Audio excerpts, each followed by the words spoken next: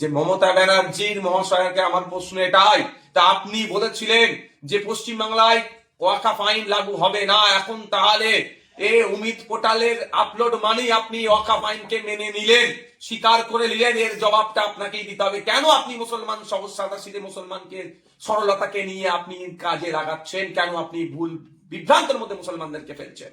আমার মনে হয় হয়তো কোনো ডিল হয়ে গিয়েছে সেন্ট্রাল গভর্নমেন্টের সাথে, যে এই ধরনের চাকরি চোর, গরু চোর, কয়লা চোর এখন তো মানুষের চোখও চুরি করে দিচ্ছে না।